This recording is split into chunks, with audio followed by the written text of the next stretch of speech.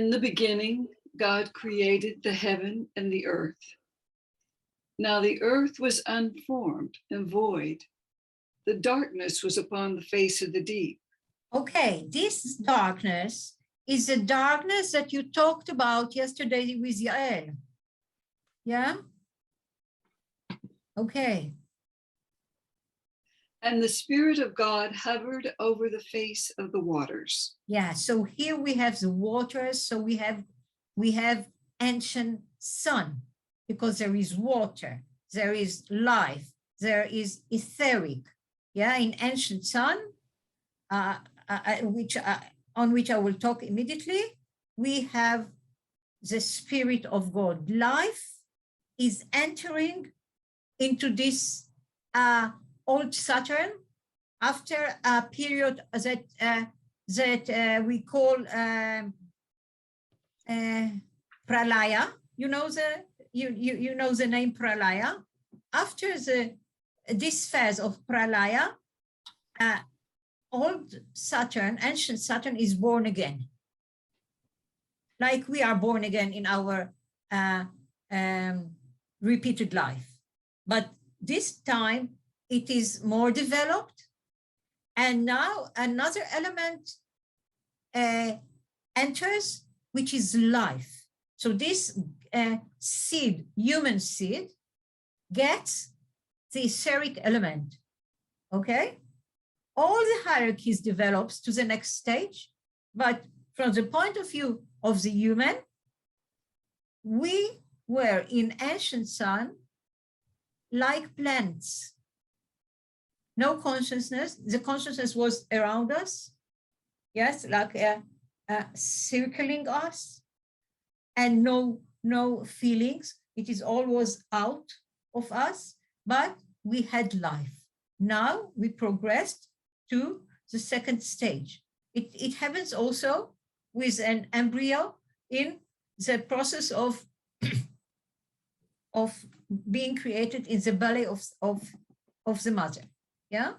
So, and when this is to the I think to your question, Joseph, when we got our life body, our etheric body, all those that could not progress to the next stage stayed in the stage of ancient Saturn, but in the ancient sun. So there was like two kingdoms in ancient sun. Yeah. So it is like, if I can compare it very rudely, that when we are at school and there are pupils, there are children that cannot go to the next class, so they make them repeat. Yeah, this is very rude. Maybe there are much more good examples. So, these were the animals. Yeah. So one can say that we undress the element of the animals from us, the spirit, the eye. The spirit undress the form of the physical form, which can contain only the spiritual part that can be an animal, and it progresses to the next stage, and then to the next stage, and then to the next stage, and always we address what became too solid for the human eye to incarnate. Yeah.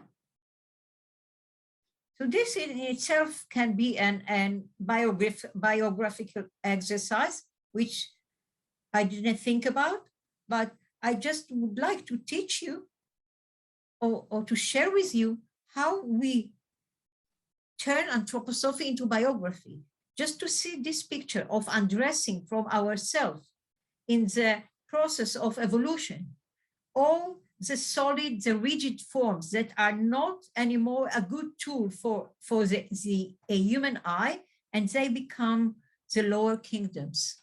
Yeah, so I'm sure that you can think about something similar in our life, which is similar to undressing what is not proper anymore. Huh? So this is how we make anthroposophy into biography, and you can do it yourself because it's only a change in the way of treating the material. So it is it clear what I said? Mm-hmm. This is fascinating. And we have the right to do it, and we have the duty to do it. Why? Because we are in the image of God. I mean, the image of the hierarchies, the image of the evolution, and so on and so forth. And what happens there happens with us. And if we understand it through the spiritual knowledge, we become more eternal.